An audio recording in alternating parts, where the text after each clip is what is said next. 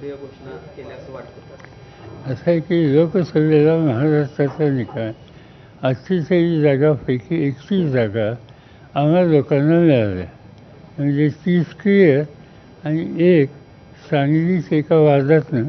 पण नंतर त्यांनी जाहीर केलं की आमच्यावर ते बसणार आणि त्याला पार्लमेंटमध्ये ते आम्हा लोकांच्यावर बसले.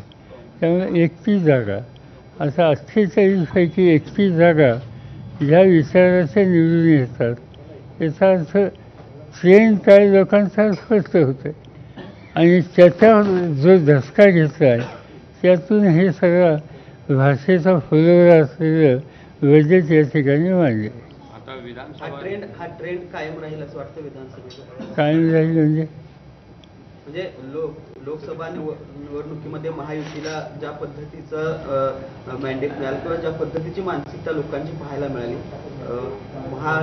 आता विधानसभा निवडणुकीत देखील ही परिस्थिती कायम राहील असं वाटतं? काय हरकत नाही झालं, कारण की लोकांची मानसिकता स्वस्थ झालेली आहे आणि लोक या मोदींच्या कारभारावर खुश नाही. म्हणजे मोदी पुन्हा पुन्हा सांगत होते की माझी गॅरंटी, ती गॅरंटी काही चाललेली दिसत नाही.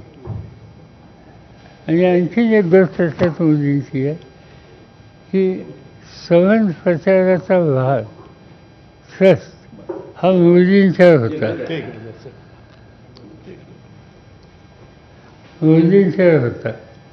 मोदींनी 18 सभा महाराष्ट्रात घेतल्या आणि त्याच्या 14 ठिकाणी त्यांचा पराभव आहे. म्हणून माझी तर आग्रहाची विनंती आहे की महाराष्ट्राच्या विधानसभेच्या निवडणुकीत मोदी साहेबांनी जास्तीत जास्त सभा घ्याव्यात.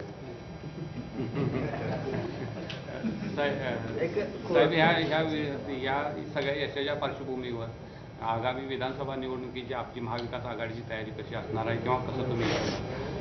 असं आहे की आमची काय अजून चर्चा